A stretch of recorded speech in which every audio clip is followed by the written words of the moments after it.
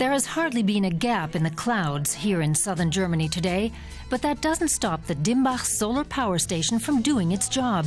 It transforms even dim winter light into electricity. Not too far away at Oberterres Palace, Count Achim von Beust is planning 2 solar energy parks on his grounds. He owns fields all around the villages of Oberterres, but debate about the location of the plants is still raging. At the moment, we're planning 42 hectares. This plot here, the back end of this plot, and the whole of this one. But one man in particular is opposed to the plans. He's retired engineer Hans Fliege. On the outskirts of Oberterres, he's constructed a model of a solar panel to show people the vast scale of the project, which he claims would destroy the character of the village. Left, where you see those trees, is the edge of a field of panels, one of the 2 being planned. If you look to the right and look up, you see a chapel. So this whole area in front of us is panel land. Solar power company Beck Energy is modeling the solar parks in Oberterres on the facility in Dimbach, which used to be the largest solar park in Europe. Bernhard Beck, the young CEO, now builds sites all over Germany. His business is booming. It's no longer a case of proving that a solar park works, but of building them at a lower cost, so they generate lower cost power.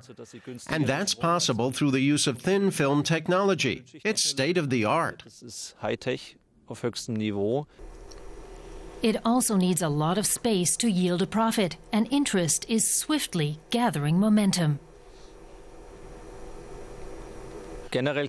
Generally speaking, you can say that German and U.S. technology leads the market. Solar plants such as this one are an export hit. We can export the power station technology worldwide, and that makes us global market leader.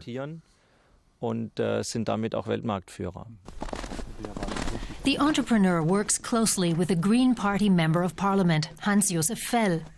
He's pleased to see the fruits of the renewable energies law he helped draft a decade ago. He describes it as the start of a whole new chapter in industrial history. We're now witnessing a rebirth of the energy industry, a move away from harmful fossil fuels to renewable energies, which means nuclear power will also become redundant.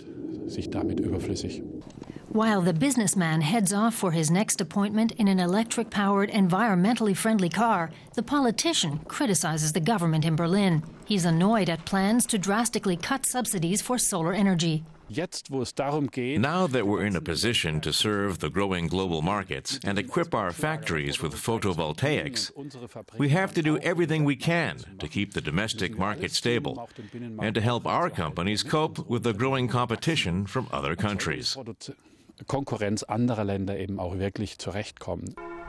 Residents in Oberterres are divided on the merits of having a solar park on their doorstep. Everyone in the village community has an opinion.